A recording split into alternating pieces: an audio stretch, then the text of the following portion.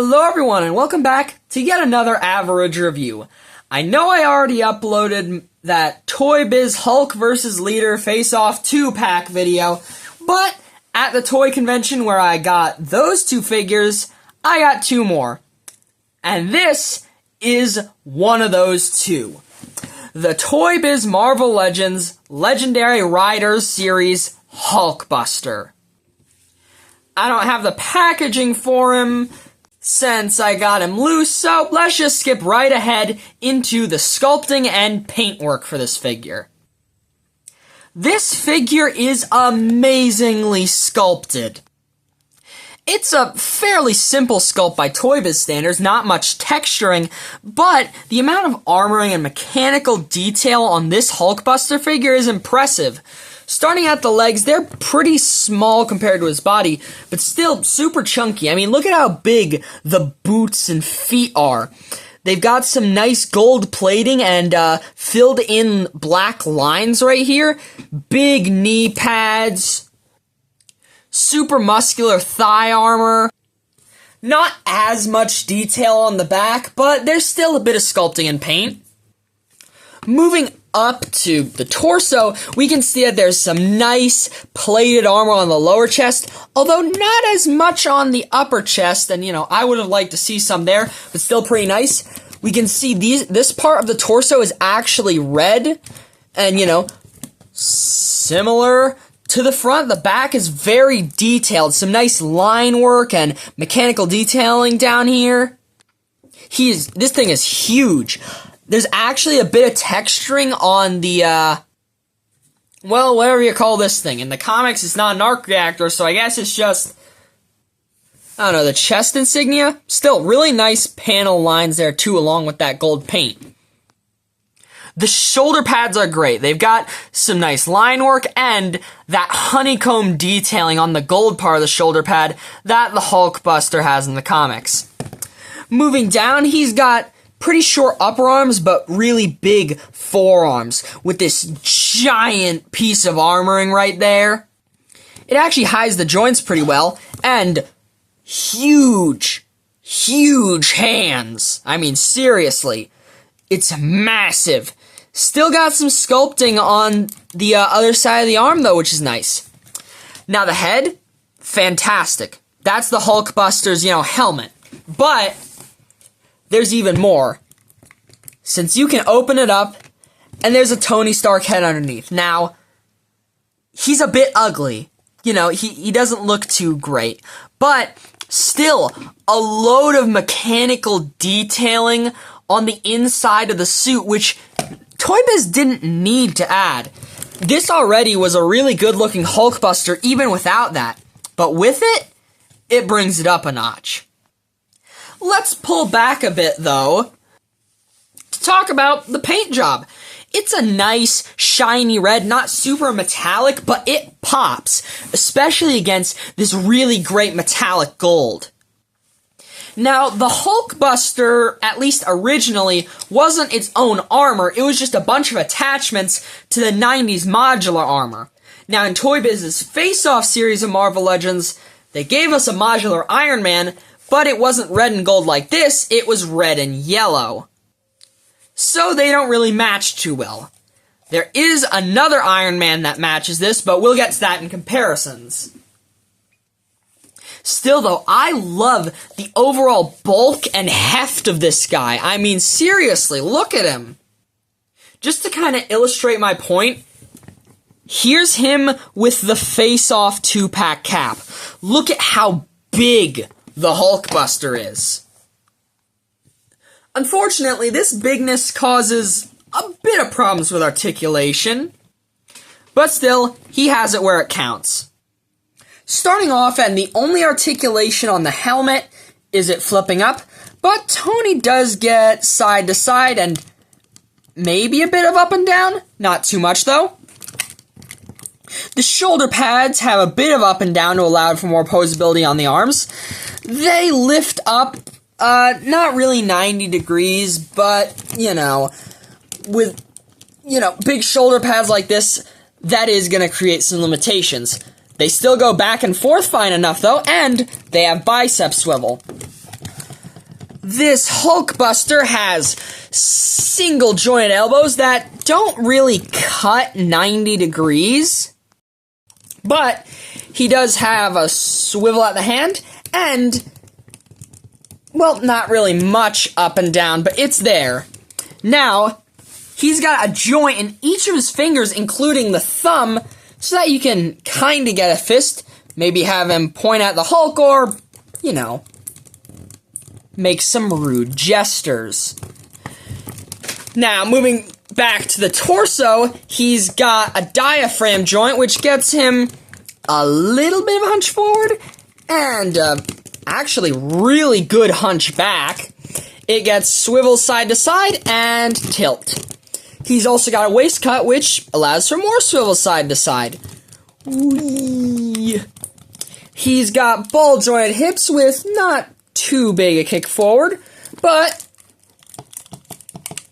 pretty alright split. One of the legs is fighting me, though. He's still got swivel thanks to a thigh cut, double jointed knees with a pretty good bend for how, bulky they are, and feet that can hinge forwards, backwards, get a little pivot side to side, actually a fair amount, and toe articulation. I do feel like in some areas the articulation on this guy could have been a bit better, but still, it's pretty good for a bulky figure such as this. Let's start out the comparisons with how we always start them out. Renew Your Vows, Spider-Man and Spinneret, and oh my god. I'd like to mention, Renew Your Vows Spidey is a teeny tiny bit taller than the average male Marvel Legend, so even then, Hulkbuster towers over him. I gotta mention, this wasn't a big release.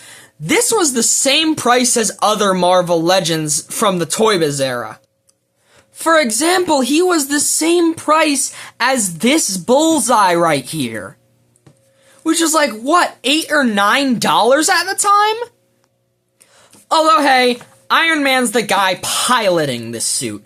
So, here's two versions of classic Iron Man. The left is from Series 1 of Marvel Legends by Toybiz, and the one on the right is from the Shang-Chi movie wave. They don't really match the gold of this Hulkbuster, but these are kind of just here for size comparisons. And hey, there was a gold variant of this Iron Man, and the 80th anniversary was, well, the gold version of this suit that released before the Shang-Chi wave version. Although, let's also bring out two very different retakes on the classic armor. The one on the left is from the Toybiz House of M box set, and the one on the right is the neo-classic Iron Man from the recent retro Iron Man line. Although, here's the one I teased earlier that I'm sure you've been waiting for. The Hasbro version of the modular Iron Man armor. I have nothing to say. These two look great together, and the golds match amazingly. Even the designs of the faceplates on their helmets are similar. Although, come on, this thing was made to bust Hulks, so let's bring out some Hulks. Starting off with the Toybiz Hulk Classics War Hulk. I actually like how these two look next to each other. In terms of size, it's pretty perfect. Here's him with the Hasbro 20th anniversary of Marvel Legends Hulk. The Hulk is a bit bigger, but I could still see this working pretty well. And finally, the Toybiz Face-Off Hulk. I saved this guy for last for two reasons. One, it's my favorite Hulk that I own. And two, I actually forgot to include a bunch of other Gamma Mutates in my Toybiz Face-Off Hulk review, so I'm gonna make that up right now. Let's start out with one of Hulk's ultimate personalities, Joe Fixit. This is the Toybiz 5-inch version from the 90s. And here's Hasbro's recent Marvel Legends Joe Fixit. Here's the Hulkbuster and Hulk with the Marvel Select Abomination, who is way too big for both of them. I mean, look at the size of this guy. And finally, Toybiz's first Hulk figure, the Marvel Superheroes Hulk from 1990. He's got this little button on the back, which lets him bend this metal rod. Ain't that just neat? We do have a couple, well, 2 non-Gamma mutated Hulk villains to go over, though, starting off with the Zemnu Build-A-Figure. If you don't know who he was a monster created by Marvel who was originally called the Living Hulk. He actually predated the Hulk that we all know and probably love. At least if you clicked on this video, that is. And, of course, the original Hulk has fought the Jade Giant a couple times, including the Immortal Hulk run. And here's the Rhino, since him and Hulk have fought a couple of times. Finally, though, here's the Hulkbuster with Hitmonkey and Goliath.